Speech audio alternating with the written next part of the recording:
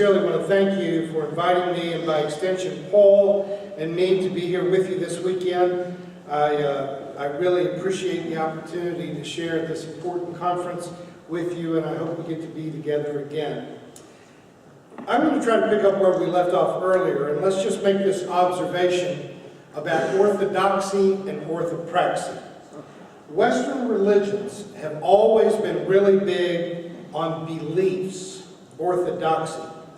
The whole 4th century push at the Council of Nicaea was to define what it meant to be a Christian, and they defined it based on what a person believed. Now, there were a lot of very smart people at the Council of Nicaea. They produced some brilliant essays on theology, but they rather shockingly took a religion that was a way of life and turned it into a religion of beliefs. Now, it's no great mystery how that happened. Constantine sent for all these bishops from around the world to come to Nicaea. They were not going to be allowed to leave until they had come up with a creedal statement. And you know who delivered the first lecture at the Council of Nicaea? Constantine. So, you're going to die if you don't agree with each other. Here is what I think you should agree on. So the government took over the Christian religion. For most of Western religious history, we've stressed what we believe, and how we actually live our faith has been a very secondary or tertiary issue in the old faith versus works dichotomy.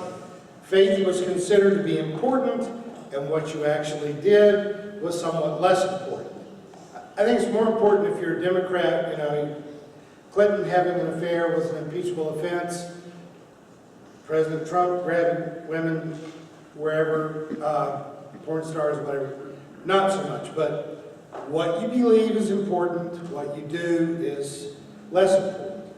A shorthand way of trying to explain the progressive movement is that we reverse the order of these two and say that orthopraxy is what's important and orthodoxy is less so. I would argue that we're putting it back where Moses and Jesus and Muhammad put it in the first place. Not that we in the modern era are entirely dependent on any kind of loyalty to their views per se, but I'm pleased to believe that they would be on our side. I like to think that. When immigration of Hindus from India began to pick up speed in the 1970s, Christian communities all over the country were fascinated by their new neighbors, who often had strange accents, unusual clothing, and unfamiliar religious art that they put up in their restaurants and businesses. And so Christians kept going to these new Hindu immigrants and saying, well, what do you believe? And for the most part, Indian immigrants were not very good at answering that question. In the East, Hindus and Buddhists have always practiced their faith by what they do. They haven't talked much about what they believe. In spite of the fact that Hinduism is a very ancient religion, there was no formal statement of belief for the Hindu faith until the 1960s, when some Hindu in Seattle, Washington wrote up a list in order to get their Christian neighbors off their back. The better question you should ask anyone is, how are you Hindu? How are you Buddhist? Don't ask what they believe, ask them how they practice their faith. Again, if you look at the most ancient strata of literature in the Hebrew Bible, you'll find that prior to the Babylonian exile in the 5th century BCE, the Semitic religion that they practiced was primarily a temple-based animal sacrifice cult that had a priesthood. They had no concept of life after death. They had no concept of angels or spirits. They only had a rudimentary set of religious texts. In that era, Semitic religion was not monotheistic, but like the cultures around them, they had a primary God, who, in the Jews' case, was a God of war. Yahweh, the Ark of the Covenant that we talk about, was a throne that was carried into battle. The invisible God of war, Yahweh, went with them into war. But when the temple was destroyed and the nation's literate leaders were carried off to be slaves in Babylon, their religion had to adapt to no longer having a temple, no longer having tribal distinctions and a priesthood, and their religion started to be more deeply rooted in their narratives that would eventually become their scriptures. But all of this was taking place in the presence of an upshot Persian religion known as Zoroastrianism, a faith popular among slaves. Those of you that were at the church where I spoke this morning, we talked about Ahura Mazda and the growth of Zoroastrianism. And it was from Zoroastrians that the Jews inherited beliefs about demons and angels and in heaven and hell. And the Zoroastrians were moving in on the first real monotheism in religion. And as such, the part of Judaism that believes in heaven and hell, angels and souls, the Pharisaic aspect of Judaism, then gave birth to Christianity, and together Zoroastrians, post-exilic Jews, and Christians gave birth to Islam.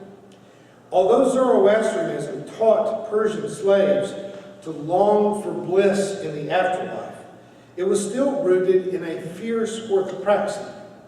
In Zoroastrian belief, at death your soul crosses the Shinvat bridge over a lake of fire into heaven. If you're a good person, you can confidently cross the bridge. If you are a bad person, halfway across, the bridge turns on its side, it's as thin as a knife blade, and you fall into the lake of fire. Now for them, what made the difference between a good person and a bad person? Three things: right thoughts, right words, and right actions. In all of the world's major religions, there's always a marriage of right belief, orthodoxy, to right living, orthopraxy. The ancient debate between prophets and priests has always been the priests are concerned about orthodoxy, and the prophets have been concerned about orthopraxy. My complaint has been that when you introduce a confident assertion that there's life after death, then orthopraxy immediately becomes the servant of orthodoxy. Your right thoughts, right words, and right actions are the tools you need to get across that damn bridge, rather than the goal being to create a more just society, a more holy, loving, and merciful civilization. It becomes terribly narcissistic, a self-centered goal of not falling into the lake of fire and making it into eternal bliss. For the sake of time, I need to sum up the evolution of Western religion in this single thought. Zoroastrianism, which influenced post-exilic Judaism, Christianity, and Islam, all have their roots in a peasant class spiritual revolt that came into existence out of a prophetic demand for greater justice. Within 2 generations of their founding, each of these religions were co-opted by the ruling class to become a means of protecting their own elite status and controlling the masses, emphasizing only the behaviors that made them good servants.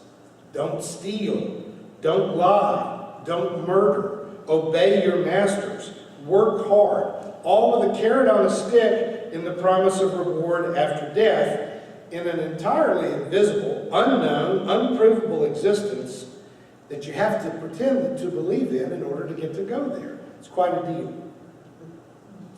I realize this is not an easy subject for anyone. It's like the memory exercise I started with in my first lecture.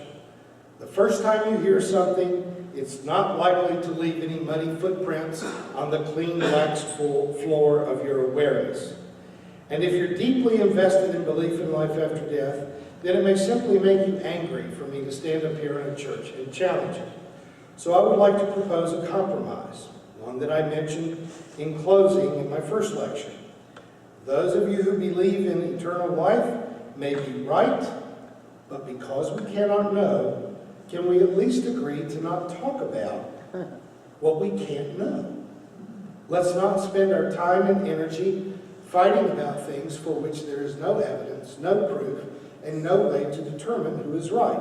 that should be chiseled into the stone of churches and maybe chiseled into the top of pulpits, don't talk about what you can't know. We have no idea whether there is or is not a Shinvat bridge. But I know there are bridges in Anderson, and in Columbia, and in Springfield. And if you look under those bridges enough, you will see the face of poverty and the people who were living under those bridges. Some are addicted to heroin. Some are addicted to meth or alcohol.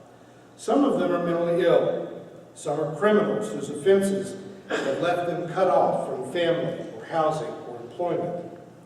It's difficult to speak with certainty about the real historical prophets, Isaiah, Hosea, Micah, Zoroaster, Moses, Jesus, or Muhammad, but I feel confident that all of them were a lot more worried about the people living under the bridge than they were about crossing the bridge into eternity. I am, by trade and by education, a biblical scholar. I have taught off and on for Drury University when they have needed an extra hand in the religion department. I started out teaching a core curriculum class on the life and teachings of Jesus.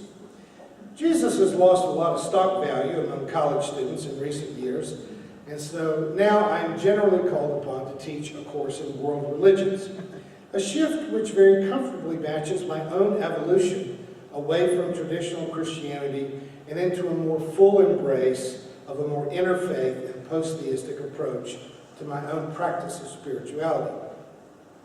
A decade ago, I began to mix my use of biblical texts in Sunday services with passages from other world religions and sacred writings. That progression very quickly evolved into a search for wisdom wherever it could be found. If we say we are looking for truth, why limit ourselves to ancient books, all of which were written by people who have no idea where the sun goes at night? I no longer felt tied to religious texts written by people that just were not aware of what we know in the modern day. So we no longer have a scripture reading in our services. We have what we call a wisdom lesson, which may be drawn from philosophy, or poetry, or music, or literature, which, I might point out, is exactly what Moses, Isaiah, Jesus, and the Apostle Paul did before their alleged writings were elevated to the status of Scripture. In a true prophetic spirit, we now look for wisdom that informs our orthopraxy. So let's return to the folks living under the bridges of our fair cities. The 19th century French writer and poet Anatole France made the statement of the obvious that, in spite of how obvious it is that it apparently needed to be said, that the law and its majestic equality forbids the rich as well as the poor to sleep under bridges, to beg in the streets, and to steal bread. In America, we talk about liberty, equality, and freedom as if these lofty aspects of a more perfect union are attained by simply abolishing slavery, insisting that our court system, no matter how unjustly skewed it really is somehow blind to race and class, and allowing the public to choose their own profession and avocations. But that presumes that you have a choice. No sane person leaves their home to sleep under a bridge. Though I have to admit that camping looks a lot like that to me, but that's just me. No decent person who can afford to pay for their bread would steal it or beg in the streets. So the laws that protect sleeping in homeless encampments, or that prohibit sleeping in homeless encampments, prohibit panhandling at intersections, or petty theft, are not laws that affect the people who have resources or who have a living wage as their income. I don't like panhandlers, I don't like being robbed, and I would be uncomfortable if when we get back to Springfield, I find that homeless people have set up a camp in my backyard. In our minds, under the influence of a fairly rigid Protestant work ethic, we tend to assume that everyone has the ability to sleep in their own home or rent an apartment, that they can buy basic groceries and other necessities. It doesn't take much time to wake up to the fact that that just ain't so. But it seems to take quite a bit for people to figure out that this more perfect union enshrined in our American Constitution needs a little help in the 21st century. None of our founding fathers were quite as pure and selfless as they were presented to us in our earlier education. But in spite of how much spin was put on their true selves, there really were a lot of geniuses who attempted to create a free democracy that had never really existed before that time. They were not able to be at all consistent with the lofty language they put into the Declaration of Independence and the Constitution. They compromised on the full humanity of people of color. They did not allow women to vote, and frankly, there were a number of other restrictions on women that would make not voting seem like a minor issue. But the language of freedom and liberty was there, and they wrote a Bill of Rights that was intended to ensure that liberty against the kinds of abuses that they had suffered at the hands of British monarchs and, frankly, some of the colonial governors would not happen in America again. But as Franklin Roosevelt observed in his State of the Union address in 1944, that people who are in desperate poverty are not really free. You may be aware that virtually all of our bananas that we eat in America are grown and harvested under slave conditions. Almost all of our coffee is produced, and most of our shoes and clothing are manufactured in circumstances of slavery. Some people will insist that if those workers can choose to walk off of the coffee plantation, the banana farm, or the sweatshop where they sew suits and shoes with Italian-sounding labels, that they're not slaves. I'll tell you, I have visited the coffee plantations in Nicaragua many times over the last 20 years. And I can speak with existential authority that there are armed guards with machine guns standing around the encampments of those coffee farms. So if workers tried to leave, at least the impression is they would be killed. But let's say that they do leave. So far as they know, every part of the rest of the world is run pretty much like that coffee plantation. The land is owned by the very wealthy, many of whom live in Europe or North America, and the poor own nothing. So far as they know, the whole world is made up of plantations protected by thugs who would kill them if they tried to leave. I call that slavery. At least it is the economic equivalent of it. I am encouraged by the fact that I have Franklin Roosevelt on my side. You may be aware that having Roosevelt on your side is not necessarily a deal closer. Many of his contemporaries called him a socialist, and there was a fairly serious plan. If you don't know about this, this is interesting. There was a fairly serious plan to gather up disgruntled veterans and to form a militia that would remove Roosevelt from power by force. They don't talk about it in school, but if you look up my sermon on my YouTube channel entitled War is a Racket from 2017, the more years I preach and build up that catalog, it gets to be like a Sherlock Holmes series. You have to know the old stuff to understand the current stuff. But there was a serious attempt to militarily overthrow the government of the United States because of the threat of socialism. A slave is bound by chains and goes to work at the point of a sword. But in our time, a virtual slave is bound by chains of poverty and goes to work at abusive jobs that do not pay a living wage because they do not have a better option. We don't want to acknowledge that Walmart and McDonald's and Amazon.com engage in slave labor practices, but in reality, they do. And as long as the largest employers set the salary level for the rest of the economy, our experiment in democracy envisioned by Washington, Jefferson, Franklin, and Adams remains on thin ice. Crushing poverty threatens our democracy and may become a tyranny. And though I do not want to spend 1 minute of my precious time talking about the 45th president this afternoon, it's just a basic fact that any president, any government administration in Congress or in the Senate that widens the income gap, that undermines the wages and benefits of the poor, is in effect dismantling our democracy and working to create a tyranny. The promised middle-class tax cut eventually went straight into the pockets of the top 1%, with the tired old trickle-down propaganda saying that giving money to the owners of corporations would create jobs, when in fact it did what it always does.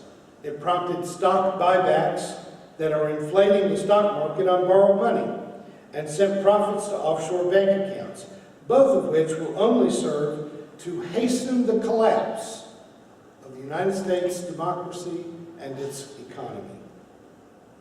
And what do we hear from the mainstream churches about this?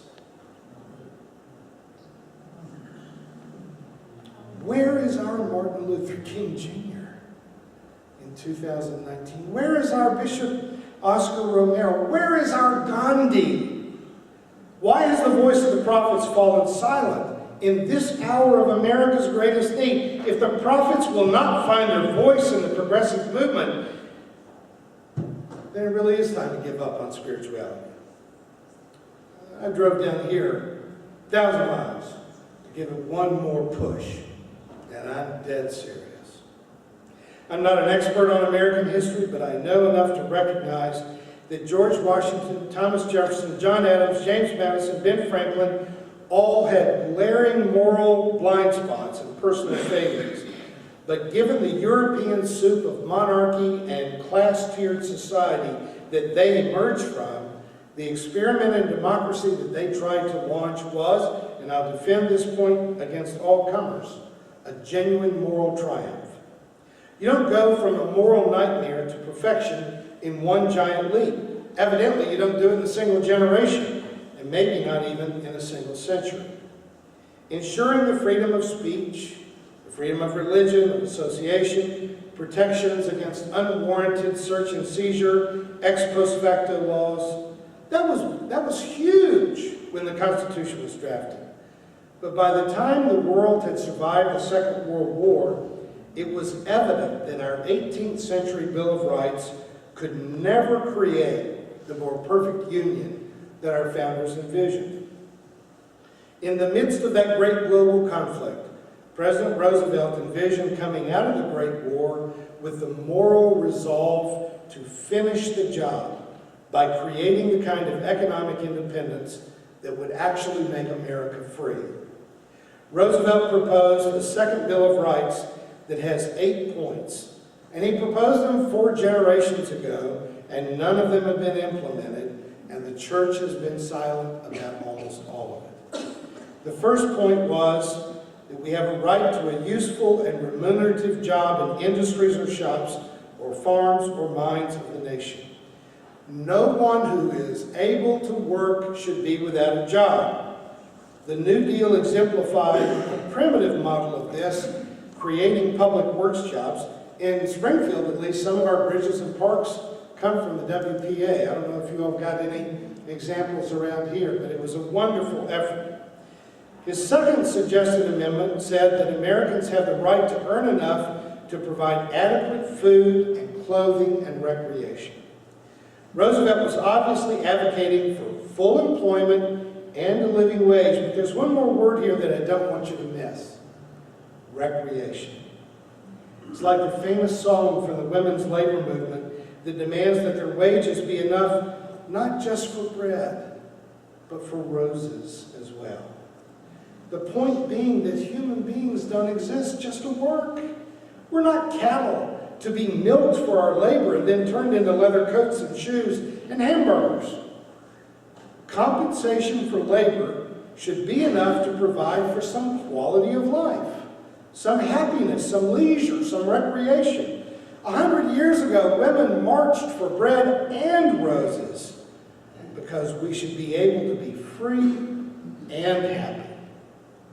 The failure to take note of Roosevelt's third and fourth amendments has resulted in a lethal transfer of wealth from the whole of the nation into the hands of the few.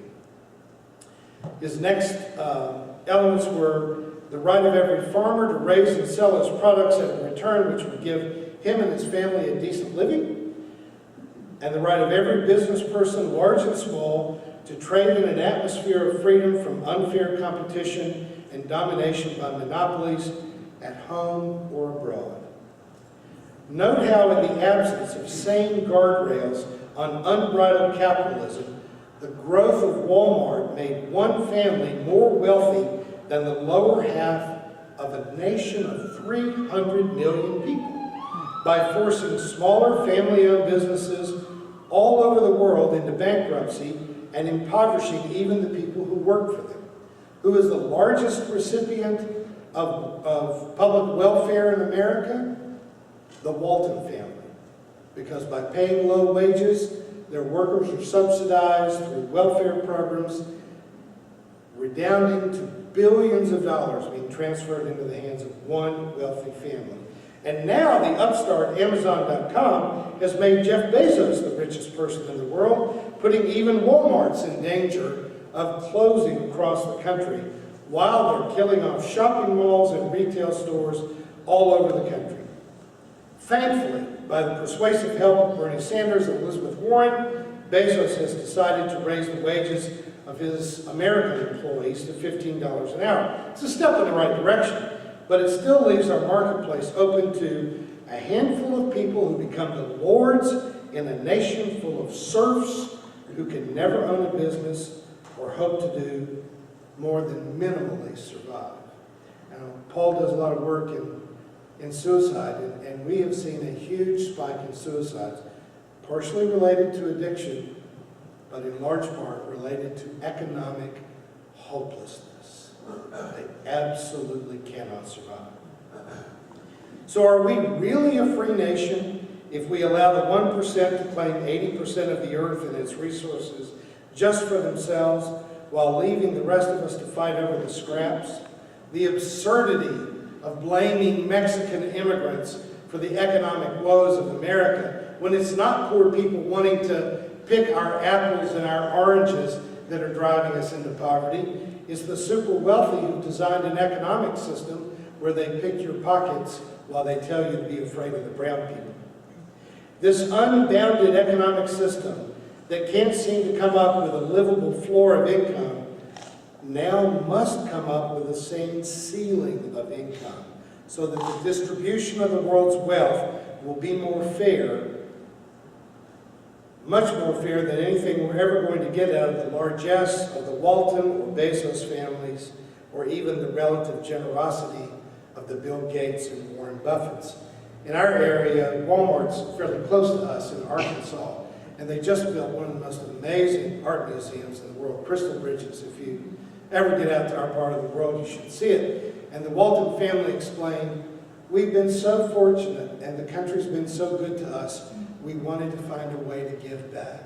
Same thing Trump says.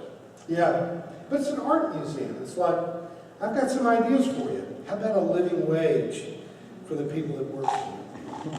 Somewhere between very rich and or even obscenely rich and becoming a master of the universe, there is a same place at which we can say that enough is enough already. There are more than enough resources in the world to satisfy the needs of the poor, but there will evidently never be enough to satisfy the greed of the obscenely wealthy. The society as a whole has the right, nay, the obligation, to set some sane boundaries. They always ask politicians, well, how are you going to pay for that? How are you going to pay for that? The last Trump tax cut amounted to a loss in income that would have been enough to make college tuition free for anyone in America. How are you going to pay for it? You stop giving another generous tax cut to the super wealthy that didn't ask you for it and doesn't need it. Roosevelt's fifth tenet is the right of every family to a decent home. Our little church building in Springfield was first constructed in the middle of a middle-class neighborhood with modest homes. But in the past decade, that area just at the edge of town where we are has become populated with gated communities protecting private homes the size of small hotels, and with about as many rooms and bathrooms as a small hotel. Though many will house no more than 2 people who are apparently compensating for something. If there's just 2 of you and you need 10,000 square feet and 16 bedrooms, what's going on with you? What are you trying to make up for? On the one hand, you might say that such is a competition in a social edifice complex. It's none of our business, but it's none of our business when there are nearly 1,000 people in my hometown who are sleeping under bridges, in drainage culverts, and sewer catch basins. Can a just society let Fred and Susie sleep with their little Sarah and Billy in a parked car on Commercial Street, while Brett and Brittany have an 8,000 square foot home in Springfield, a 3,000 square foot cabin on the lake, and a 4-bedroom ski lodge in Aspen? At some point, you have to see the connection between Brett and Brittany having too many houses and Fred and Susie not having a house. This is really not complicated. Excess on one end of the scale creates deficit at the other end of the scale. Can you hear the prophet Isaiah in the background talking about that new Jerusalem in which the workers will plant vineyards and drink their own wine and build houses and live in the house themselves? When was the last time you heard that in a mainstream pulpit? That the poor should be allowed to own their own home. The very wealthy will always have nicer digs than the poor. But isn't there a rational floor that we should insist on? Shouldn't everyone have a safe and decent shelter where they can cook and sleep and bathe? I don't care if Brett has an elevator for his cars in his garage. If I didn't see Fred being turned away from the community food pantry, because I don't know about you all, but our food pantry in Springfield that the Council of Churches operates, if you don't have a refrigerator and a stove, they don't give you food. Oh. You can be so poor that they won't help you. Did you know that? There are people that are so poor that you can't give them food. Did you know that there are people with so little income that Habitat for Humanity won't build them a house? You have to have a certain amount of income in order for Habitat to work with you. I'm just making the modest proposal that Brett can have his 18-seat home theater as soon as Fred gets a refrigerator and a flushing toilet in his house. Is that too much to ask? And I want to make this amendment, I'm going to take this next amendment out of order because I see it as being directly connected to those I just mentioned, the right to a good education. Long ago, our nation realized that we could not survive as a viable democracy without an educated population. But technology, the marketplace, and the global network of the economy has changed in a way that a college education is as necessary to a successful career today as a high school education was a generation ago. What nations from Europe to South America have realized that if you want to be an economically successful country in the future, you have to make university education tuition free. Germany realized this, as did Denmark, Finland, Venezuela, for goodness sakes. Slovenia has tuition-free higher education. But in the USA, we're doing the exact opposite. Our closest rivals, our state enemies, to call it that way, are laughing at us for the way that we're jacking up college tuition and even raising the interest rates on student loans. We are doing for them what they could not do to us militarily. We are making education less attainable and less likely for a larger and larger majority of our workforce. If we don't correct this, we will become the nation exporting labor to shine the shoes of the French and pick coffee beans for Costa Rica. The wall between the United States and Mexico may become Mexico's defense against undocumented American agricultural workers pouring over their border. And that, men and women, is the only circumstance under which Mexico will pay for the wall. Our apparently crazy socialist political friend, Franklin Roosevelt, also said that we should all have the right to adequate medical care and the opportunity to achieve and enjoy good health. For all of Sarah Palin's rhetoric about death panels and Ben Carson's insistence that Obamacare was the worst thing since slavery, our American healthcare delivery system that discriminates between the rich and the poor, the insured and the uninsured, to a degree that Franklin Roosevelt, even though wheelchair-bound when he wrote this, could have never imagined.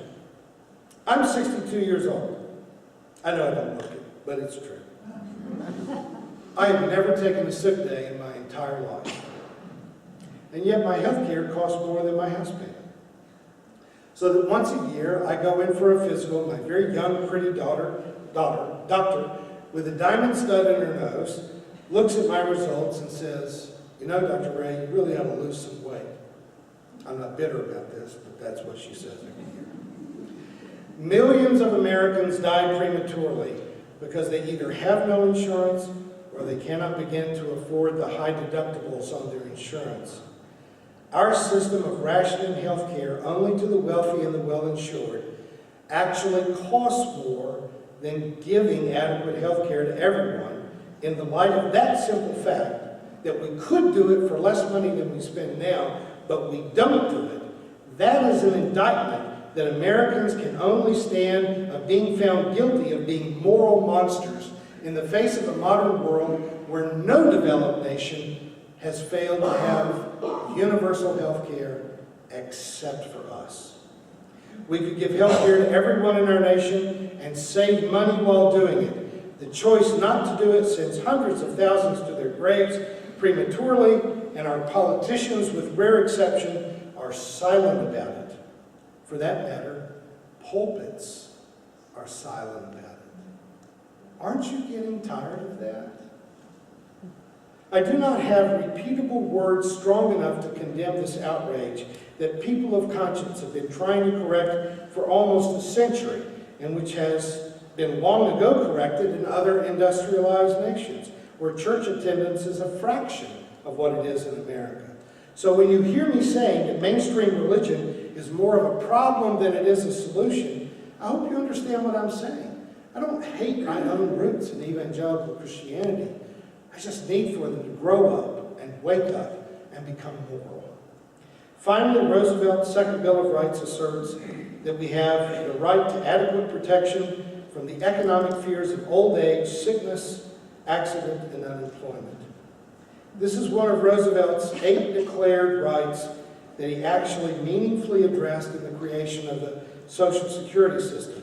It's far from perfect, and it has been adulterated in a way to ensure its eventual actuarial collapse. But even still, such mathematical geniuses as George W. Bush and Marco Rubio have wanted to privatize it so that your hard-earned retirement could be transferred from you to wealthy hedge fund managers. The very elite have an inexplicable and indefensible belief that they are somehow the rightful owner of your assets, that the poor and the middle class should own nothing at all, and they should have it all.